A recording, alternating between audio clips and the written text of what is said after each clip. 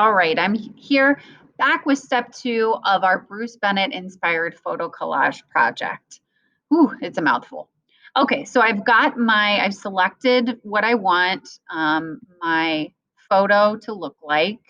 I've made sure it's in grayscale. I did go ahead and I picked the negative option.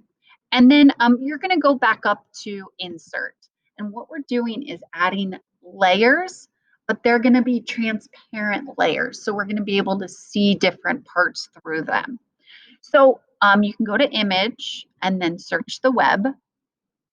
And then I want you to, and I have a search bank or a word bank of search terms for you, but I want you to search for things that are weather related, things that like have to do with like the earth. So I'm going to give you an example, transparent cloud. Okay. So I've got all these options that pop up and oh, and I'm using that word transparent again. Remember, we always use that when we are searching for objects in Google Slides. We want it to look like it doesn't have a background.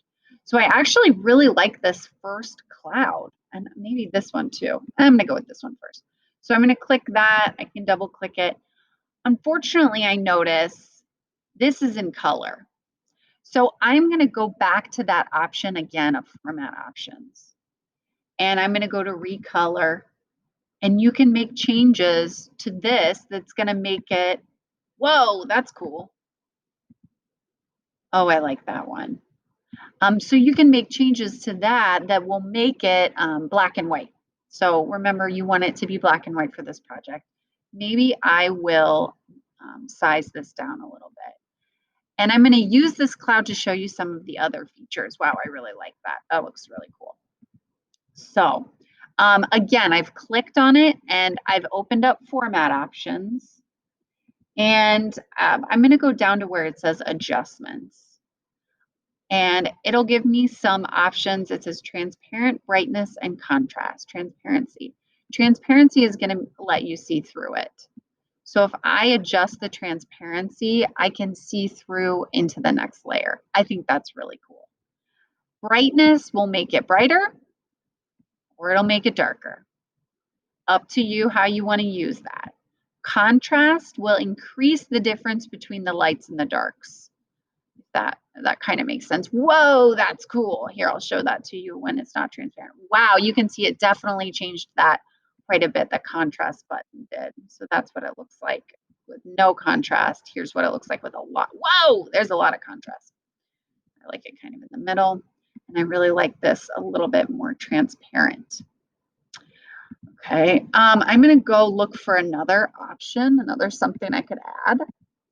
So I'm going to go back to transparent. What could I add? How about fire?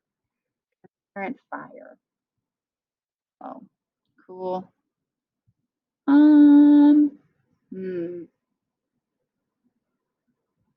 don't want anything that looks like cartoony, personally. I don't think that's that cool. With this project that we're doing, what if I try that one, see what that looks like? That's cool. Okay, so I'm going to resize that. I'm going to go back to format options. I'm going to recolor it like that. And I'm going to change the brightness. Oh my gosh, you can basically like turn it white. What happens if I turn that all the way up and then all the way down? I wonder. Whoa, it's like black fire. That's so cool. Okay, I like that. The other thing you can do with this is create a reflection. So I'm going to close recolor. I'm going to close adjustments. This one says reflection. So I want you to notice as soon as I popped on it, or as soon as I clicked on that, it popped up. It's got like a little reflection beneath it. So you can change the transparency of the reflection, make it more transparent. You can change the distance it is away, and you can change the size, how much of the reflection you're actually seeing. Wow, that's really cool. I love that. Let's go ahead and get started with some of those search terms.